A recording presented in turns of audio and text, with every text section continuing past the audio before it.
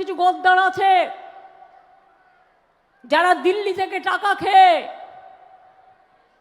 কে বারণ করেছে মন্দির করতে, কে বারণ করেছে মসজিদ করতে, কে বারণ করেছে গুরুদ্বারা করতে, কে বারণ করেছে গির্জা করতে, কে বারণ করেছে জাহের থান করতে, কে বারণ করেছে মাজিদ থান করতে।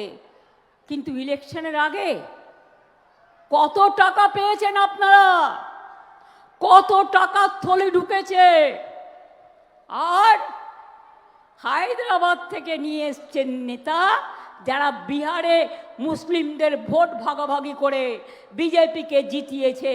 এখানে ওদের একটাই পরিকল্পনা, আর এই পরিকল্পনা আপনারা বুঝতে পাচ্ছেন না।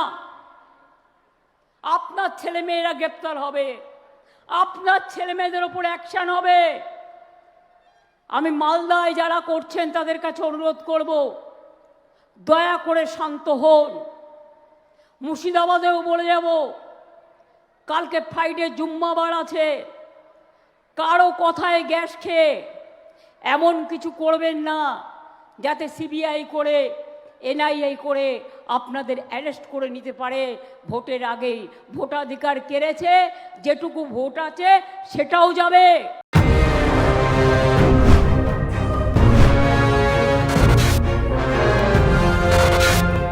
ক্যাম্পেনে মাথা দিয়েছে। মধ্যে যখন এসআইআর নিয়ে মানুষের নাম কাটা হচ্ছিল তারা কোথায় ছিল? যখন এসআইআর নিয়ে মানুষের নাম কাটা হচ্ছিল, আমরা সুপ্রিম কোর্টে গিয়ে রাস্তায় বসে আমি নিজে অ্যাপিল করে আজকে মানুষের জন্য বিচার চেয়ে এনেছিলাম, তখন কোথায় ছিল বড় বড় নেতারা? বিজেপির টাকায় যারা এসছে, শুধুমাত্র মাথায় একটা পাগড়ি বাঁধলেই হয়ে গেল একটা কমিউনিটির নেতা? না, মানসিকতা থাকা দরকার।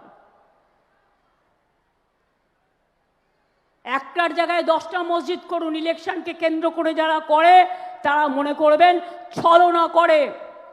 যান বুকের পাটা থাকলে ইউপিতে গিয়ে করে আসুন, যেখানে ভেঙেছিল সেই মাটিতে দাঁড়িয়ে করলে বুঝবো বুকের পাটা আছে। আজকে বাংলাকে অসম্মান করেছেন আপনারা, এই গদ্দাররা স্টেটের বদনাম করেছেন। এটা আমার গায়ে লাগে, অথচ রাজ্যের কোনো দোষ নেই, রাজ্যের মানুষের কোনো দোষ নেই। যারা আইন শৃঙ্খলা সামলাতে পারেনি এটা তাদের দোষ।